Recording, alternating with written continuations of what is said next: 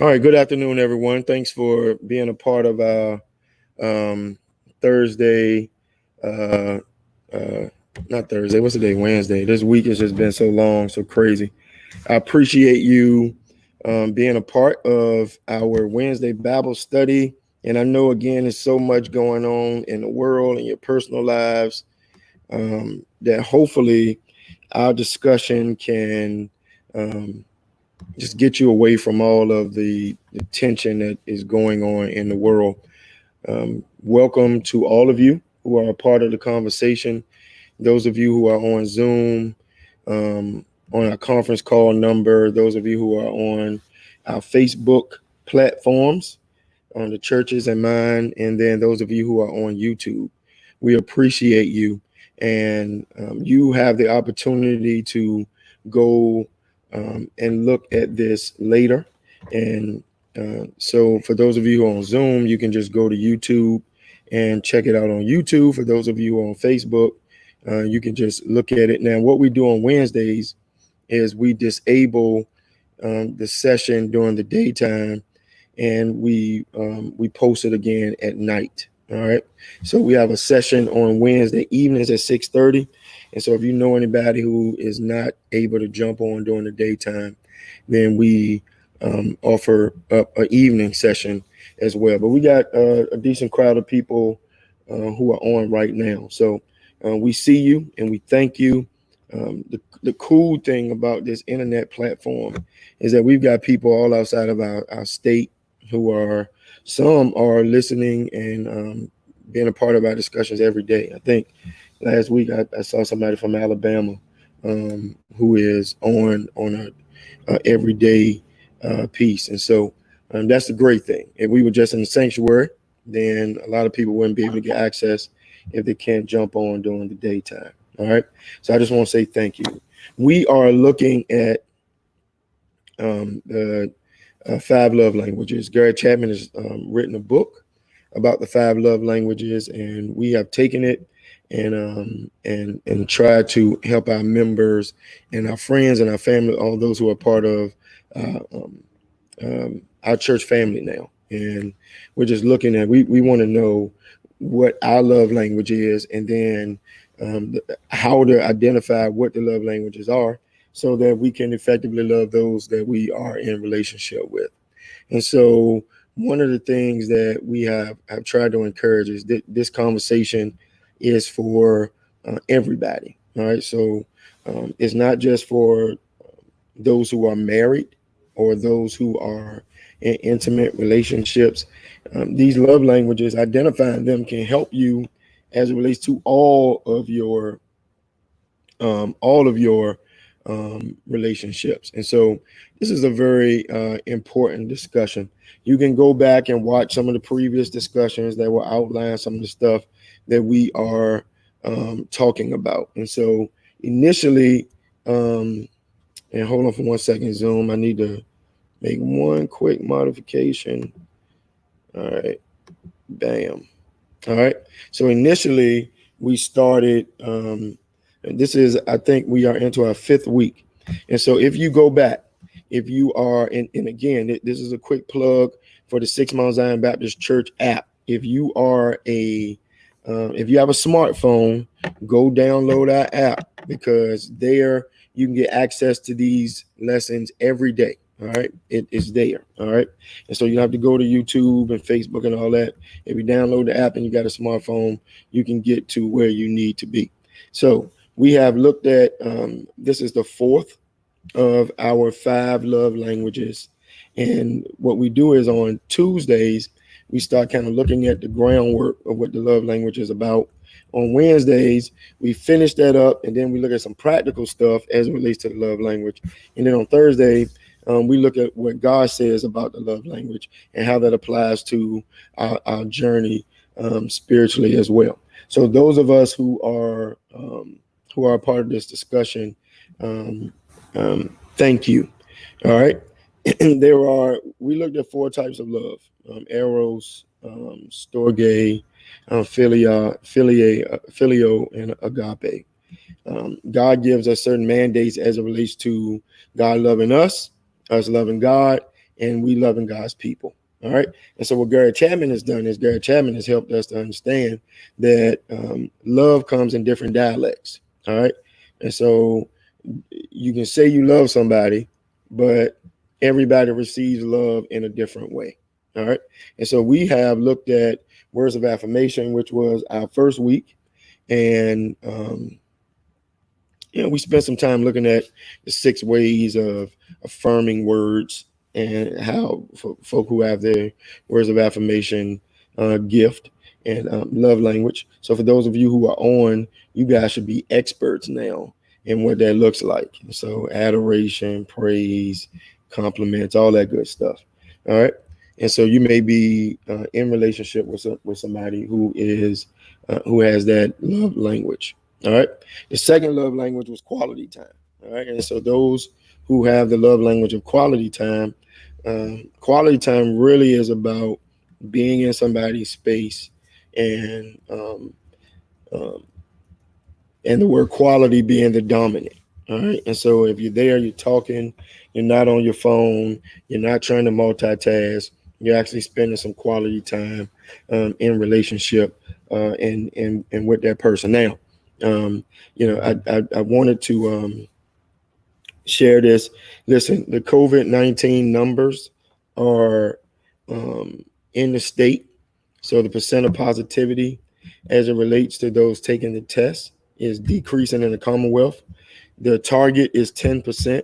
And for the Commonwealth, we are at 11%. If you live in Chesterfield, I think you are at 14%. If you're in Henrico, you're at 12%. If you're in the city of Richmond, you're at 15%. Now, that's great for the city of Richmond because just 2 weeks ago, you were at 27%. So the rates are declining.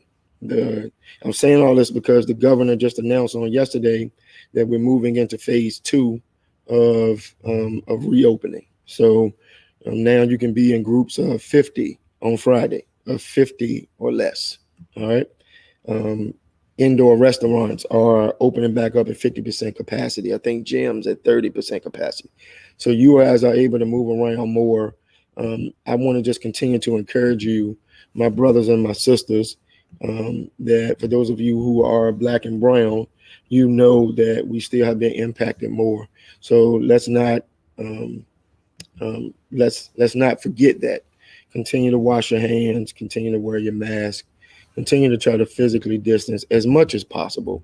But there are some restrictions and quality time made me think about that. So you're now possibly going to start being around people that you love more. All right. You miss your family gatherings because you couldn't get together because you got more than 10 people. Now the governor is saying on Friday you got 50 people. So guess what? Your family can get together and have dinner again. All right. But just be smart. Be smart. Now, quality time is important. And I know some folk that have been struggling over these last 3 months because quality time is their love language and they have not been able to spend quality time with people. So just know that as you move forward, be smart. The third piece we shared last week was receiving gifts, and gifts are symbols of love. It was not or is not as much about the cost of the gift as much as it is about the thought behind the symbol of your love. All right. And so remember, those of you who have the love language receiving gifts, and you are in relationship with somebody who has a love language receiving gifts, this is not about those who are looking for you to bling them out. No, it is about your love being shown as a symbol. And then finally, we started discussion yesterday as it relates to acts of service, which is our fourth love language. I shared with you yesterday, Garrett Chapman wants us to know about acts of service. Garrett Chapman is saying this: I mean, doing things you know your loved one, and you can put in your loved one's name, would like you to do. All right. You seek to please them by serving them. This is what your act of service is. Now, if you're taking notes, write that down. Someone who has the act of service needs you to know that by seeking to please them and serving them, you are expressing your love by doing things for them. All right. By doing things for them. All right. So if your loved one's primary love language is acts of service, then actions speak louder than words. Now, I really want to go on a rant about that. And Reverend Butler she may share this tomorrow, because we've been talking about this outside of just the peripheral of love languages. That actions speak louder than words. All right. We got a lot of folk right now who doing a lot of talking. Everybody's an analyst. Everybody's a Monday morning quarterback.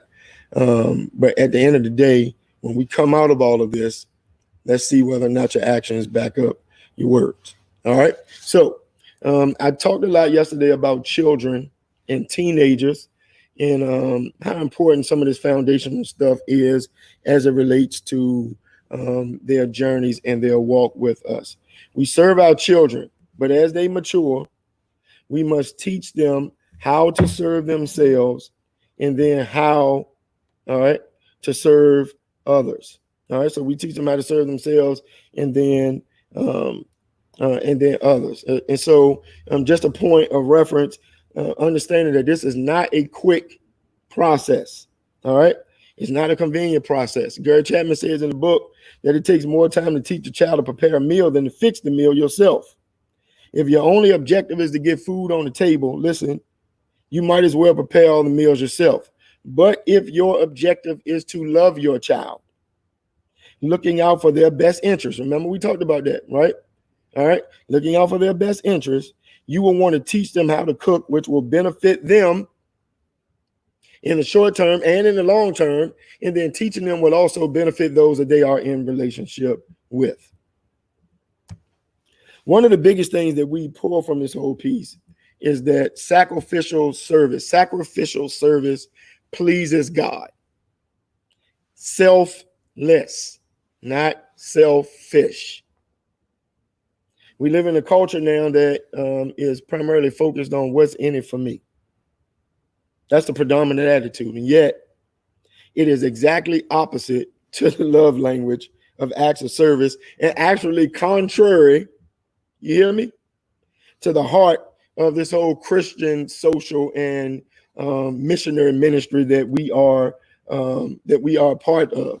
Those of us who are Christians, we follow the guide. All right, we follow the now maybe guide is not the word. We actually follow the direction. The example for us is Jesus the Christ. When we look in the Bible, we see Jesus the Christ as a servant, all right, as a lover, as giving. That's the Jesus that we know, all right? And we talked about this real quickly yesterday. Mark 10:45, those of you who are keeping your biblical notebooks, all right? We talked about this on yesterday, all right? Mark 10:45, New International Version.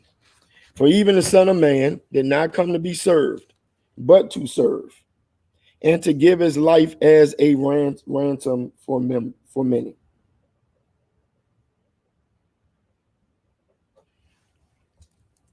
Then Jesus, all right, this is Matthew 9:35 through 38, 35 through 38. All right, so we got Mark 10 as a backdrop for us. This is our biblical foothold, that Jesus came not to be served, but to serve.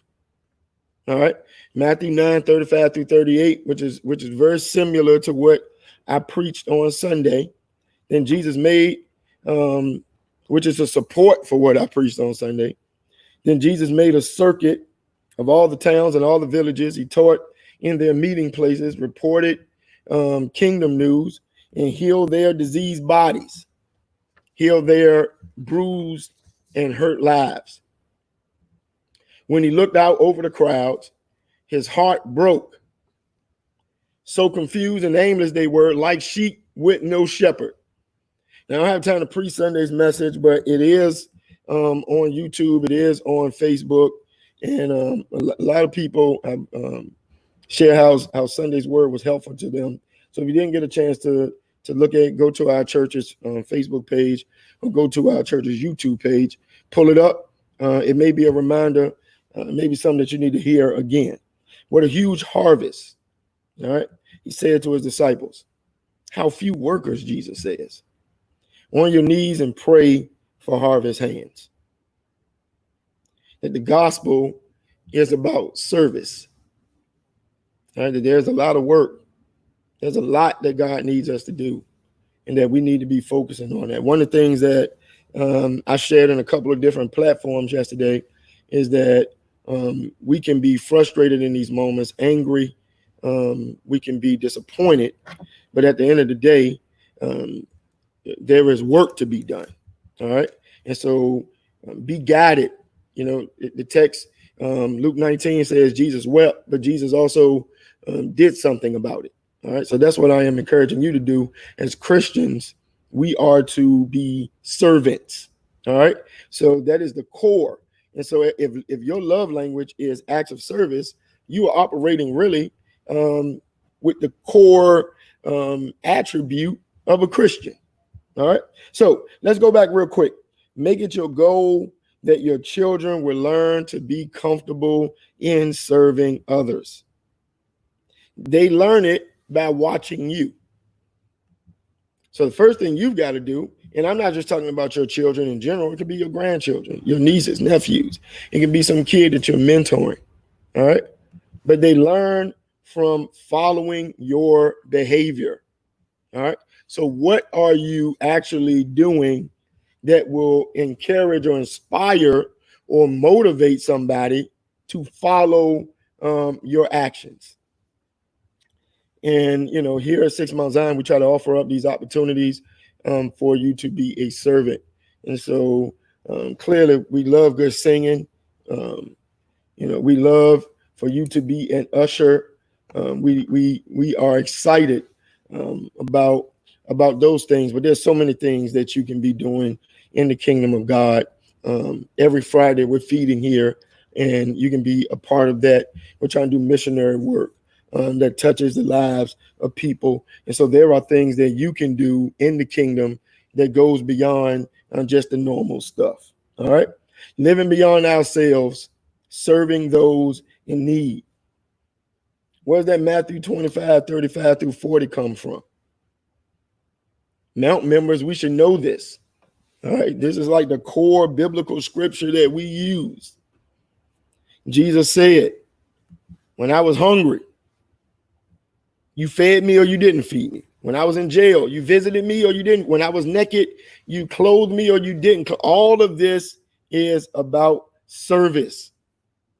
And I hope this is inspiring somebody today, because true greatness is expressed in your serving. And so this ought to be a testimony that goes beyond just your responding to somebody who has a love language of acts of service. An act of service ought to be the way you operate within the context of your relationship with God. All right. Acts of service seem to have the most potential, though, for abuse, or at least the perception of abuse. What do you mean by that, Rev? There are times when manipulation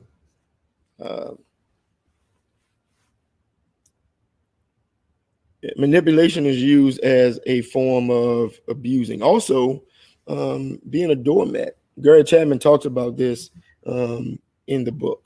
All right, that we are to not be doormats. And I think in all of the pieces that I read, that I looked through, as it relates to Gary Chapman, he talks about this whole piece of not being a doormat. This is what he says: a doormat is this, an inanimate object. You can wipe your feet on it, step on it, kick it around, whatever you like. It has no will of its own. It can be your servant, but not your lover. Y'all hear that? Now you can create a doormat, and you can manipulate folk who you're in relationship with, and you can have them being your little butlers, doing everything you need them to do. All right. But manipulating somebody to be your doormat does not mean there is no love in that. All right. That is manipulating to get your own way. All right. You're practicing manipulation if your acts of service are always tied to somebody doing something that you desire. That's not what this is about. All right. Yes, people can express their love for you through acts of service, but don't manipulate them. And don't manipulate your love language to make people be your slaves. Manipulation has nothing to do with love and everything to do with control. Amen, somebody. Should see some amens going up in the comment section.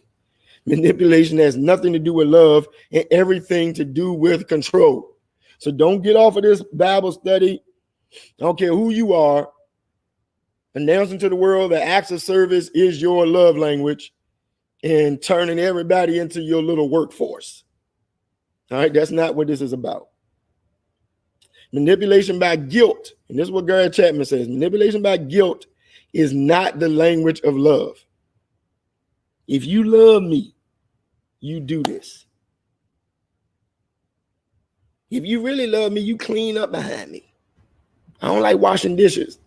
If you really love me, all right? Don't use manipulation as an act of manipulation, all right? Manipulation is never an expression of love. Love cannot be earned. Hear me. This is straight out of Gary Chapman's book. It is a gift freely expressed. We are to love our children unconditionally. Perhaps they are not pleasing us in all their behaviors, but we can still speak the love language, acts of service. All right. In fact, those that we're in relationship with will feel more deeply loved when they know your love is unconditional. Hear what I'm saying? When they know your love is unconditional, they will feel more deeply loved. All right. Allowing oneself to be used or manipulated by another is not an act of love. Coercion by fear is also alien to love. Scaring the dickens out of people to love you is not love. All right. Threatening people, making them afraid, scared. That's not love. Love says, I love you too much to let you treat me this way. It is not good for you, and it is not good for me. All right. Moving real quickly. Therefore, we've got to give direction to our own physical and emotional health. I talked about this yesterday, so go back real quickly. I don't want to waste a lot of time here. The right thing done with the wrong attitude can actually cause more harm than good, especially with somebody who has a love language, acts of service. And you know that's their love language. You know the things that would they'd be excited about, but you doing it with a stinky attitude can cause more harm than good. You did it screaming and kicking. All right. Acts of service require thought. And what does this go back to? This goes back to last week, receiving gifts, right? Receiving gifts. It was the thought behind the gift that really made the gift giving and the gift receiving special. It's the same thing with acts of service. Acts of service require thought, planning, time, effort, energy. Acts of service require thought, planning, time, effort, energy. That's what makes it special. So if your loved one's primary love language is acts of service, this does not mean that you must jump at every request. It does mean, though, that you should be extremely sensitive to the request and recognize, listen, that your response will either help fill their love tank or puncture it. Y'all hear me?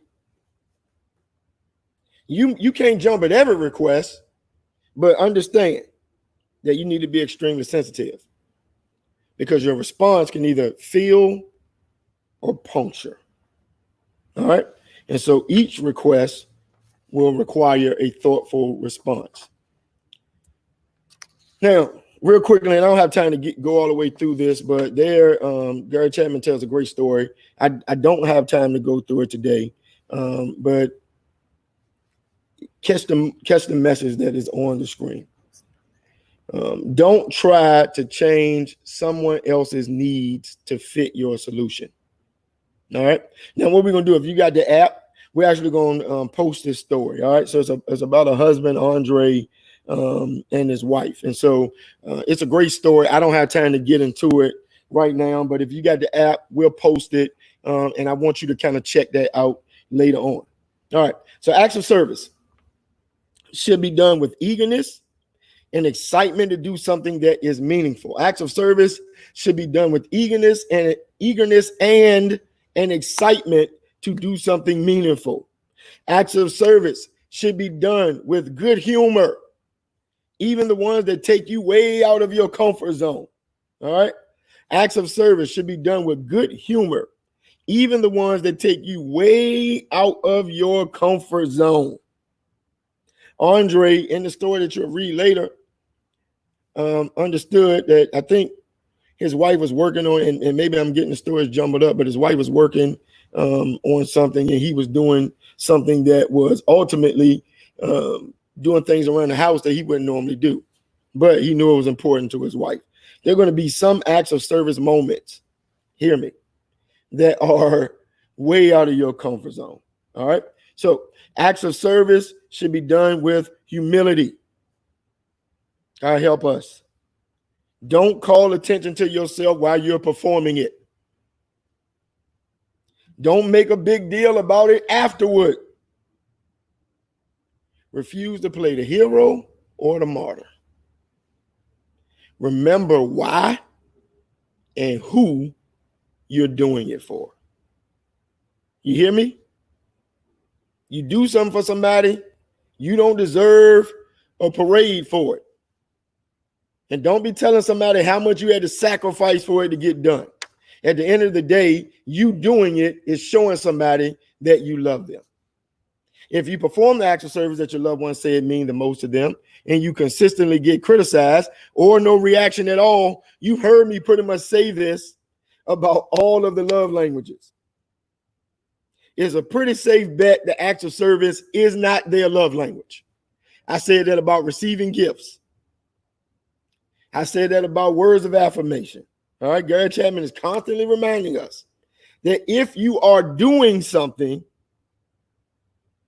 all right, and you get criticized for it, then it's probably not your love language. All right, real quickly, as I head to the finish line, let me share some acts of service tips. This is what we do on Wednesday. So we lay the foundation on Tuesday. So if you didn't check it out, I see about 30 of you on Facebook almost. And so if you didn't check this out yesterday, then the video will be up tonight. You can go back and watch yesterday's when you finish this if you got some time. Here's some tips. This is what we do on Tuesday. We share tips. All right. So Rev, help me. I'm in a relationship with people who got acts of service as their love language. Or my love language is acts of service, and I need to show somebody they need some help. Help them. All right. So here's what you can do. If you're living with somebody, occasionally wake up a half hour earlier to make a special surprise breakfast for your loved one. Thank me later. If you're running late to an appointment or meeting, or when running late to an appointment or meeting, help your child quickly finish what they're doing so you both can be ready faster instead of just telling them to hurry up. Y'all hear that? Another tip. During the time when your loved one is sick, go the extra mile by setting up their favorite movie, reading them stories, buying them a book in one of their favorite series. And they don't have to be sick. Just do that. All right. You need to get out the house, get some fresh air, put your mask on, go to Target or Walmart or somewhere. And while you're out, you know somebody who has this love language, whether it's receiving gifts or acts of service, do something kind for them. All right, start a birthday dinner tradition where you make that person anything they want on their birthday. All right, on their birthday, no complaints, no dollar restrictions, no complaints. I won't put that out there. Somebody's like, nope, I'm gonna put $1 because somebody be telling me they want to go to Ruth Chris for dinner or something. That might be out of your range. All right. So start a birthday tradition though, where your child or your loved one can get anything they want within reason on their birthday. Make a list of several of your loved ones' favorite things they do with you. All right. Make a list of that. All right, real quickly. Acknowledge your teenagers or your child or your loved one's uniqueness by shopping together for new paint colors for their room, helping them paint it. And this doesn't have to be your kid. This can be your grandkid. All right. This could be now. Let me get that one straight. All right. Don't go shopping for colors for a room that's not in a house that you own. All right. Make sure you get permission. Grandparents, don't be going to take your grandkids shopping for to repaint their room and you haven't cleared it with mama and daddy. All right. So yeah. All right. So I had to correct myself on that one. Acts of service. Make a favorite snack when your loved one is having a difficult day. All right. Do something for them if you know they're having a difficult day. Do a chore that usually is somebody else's responsibility when they are especially stressed out, whether it's homework, work, whatever. All right. So if you can do something, that's the point. You're asking, what is the point? Doing something to help somebody else out when they have other responsibilities. If your loved one calls you at work and is in a crisis, sacrifice more time than usually to listen to their situation. That's an act of service. That's a love.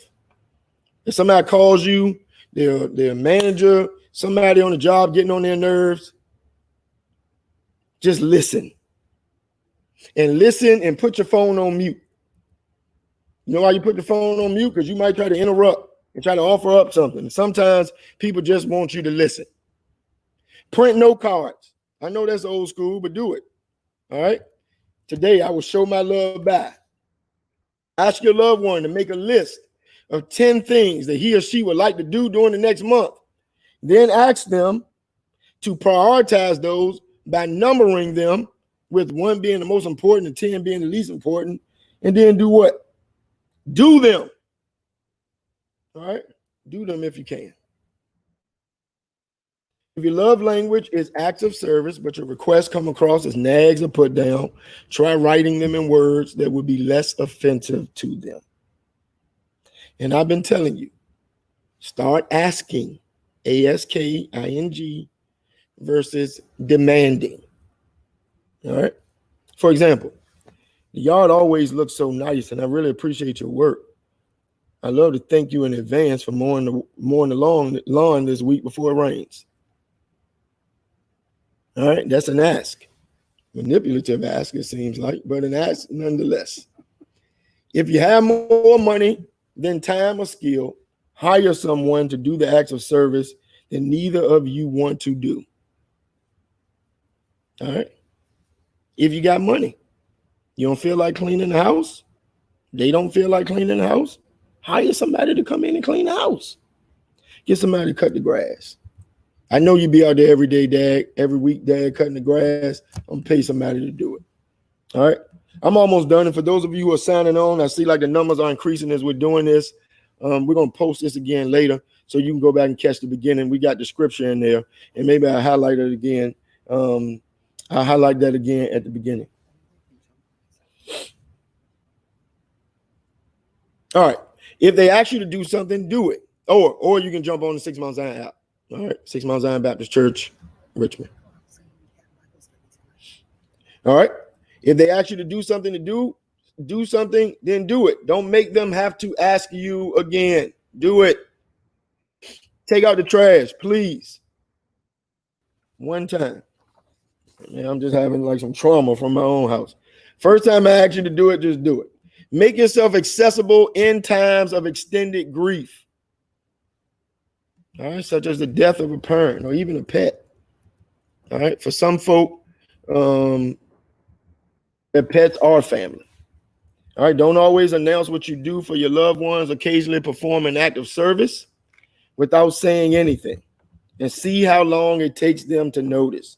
Don't always announce what you do for a loved one. Occasionally perform an act of service without saying anything. And here's the thing.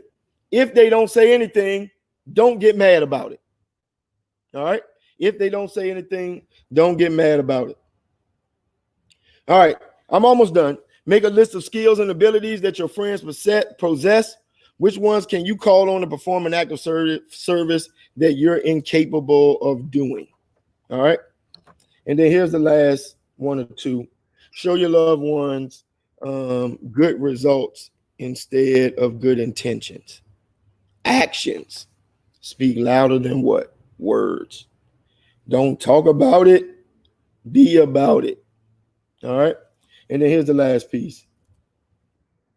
Every delay or failed attempt to complete an act of service sends a clear message to your loved ones that this isn't important. All right. So remember the scriptures that we use again. Mark 10, verses 35, Mark 10, verse 45, I think, and then Matthew 9, verses 35 through 38. Verses 35 through 38. All right. Those are the scriptures that we are using for acts of service. All right, real quickly, you can sign on with us tonight. Those of you who jumped on late, you can jump on tonight. Those of you who are on Facebook and YouTube and you're looking, I'm going to end the broadcast now. I share this every day. There's some sensitive information that I might be sharing about members as it relates to things that we need to pray for. And I don't want that in the out on the internet world. All right. And so if you were on today and you got on late, right? Or you want to hear it again, or you think it's beneficial for somebody else, I'm be doing the same thing at the same place, live at 6:30 today, if God is willing. All right. And so jump on this evening if you can. Now, let me see real quick. If you're on Uber Conference,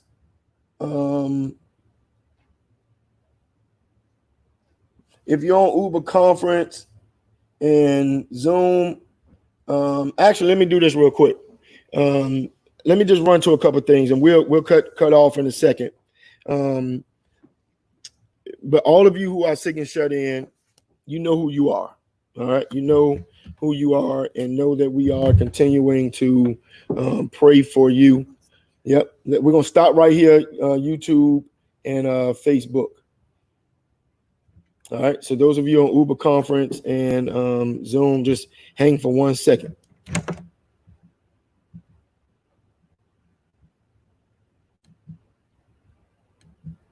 All right, invite somebody this evening.